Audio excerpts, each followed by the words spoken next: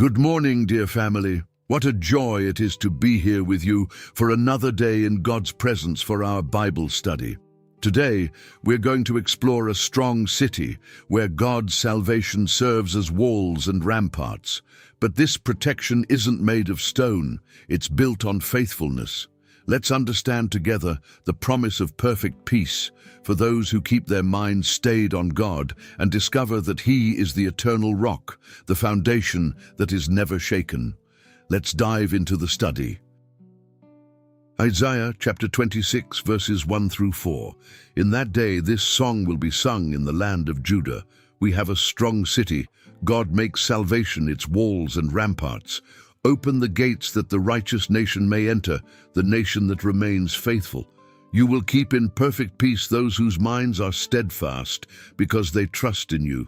Trust in the Lord forever, for the Lord Himself, is the rock eternal.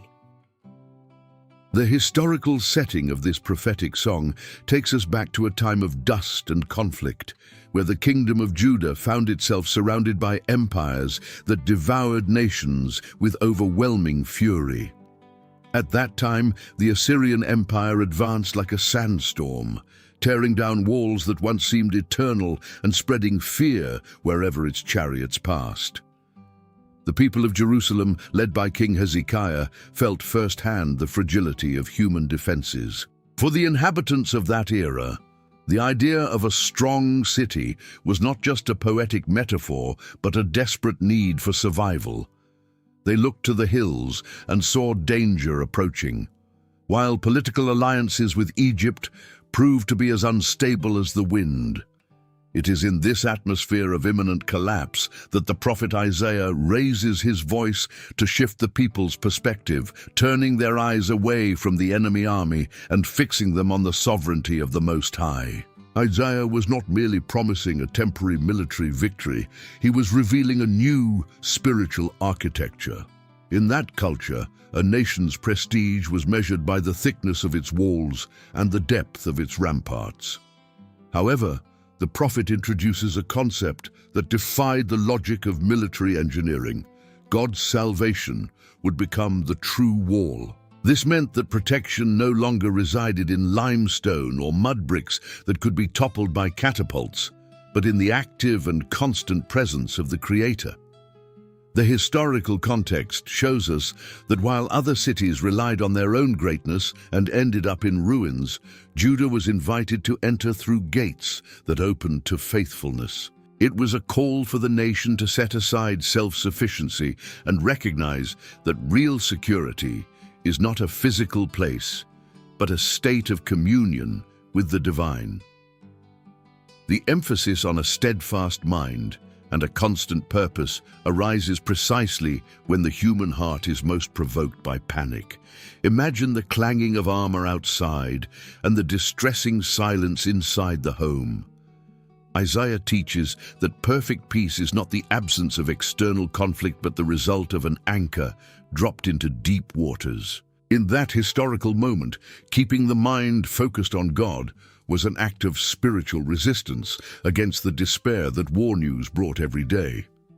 The prophet describes God as the rock of ages, using a term that evoked the great rock formations of the desert, which offered shelter and shade for exhausted travelers. Unlike the statues of foreign gods that were carried in processions and could fall and break, the Rock of Israel remained fixed, eternal, and sovereign over time. The transition of this song is an invitation for every individual of that time and today to understand that trust should not be placed in wealth or one's own intelligence. The context of Isaiah 26 reveals a God who humbles proud cities and uplifts the humble who seek refuge in Him. When the text mentions that the Lord keeps in peace those whose purpose is firm, it speaks of a constancy that is not altered by geopolitical circumstances or the economic crises of antiquity. It is the description of a shelter that does not corrode with the passing of centuries. The foundation presented here is spiritual, but its consequences were felt in the courage of a people who, even under siege, chose to sing instead of surrendering to fear.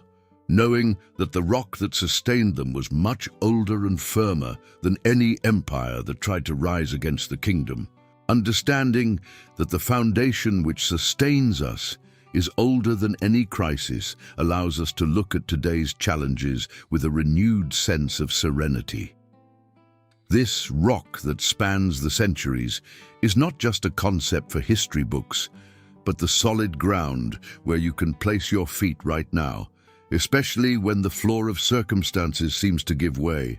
Imagine that your life is that city mentioned by the prophet, surrounded not by bricks that time consumes, but by a spiritual protection that is renewed every morning.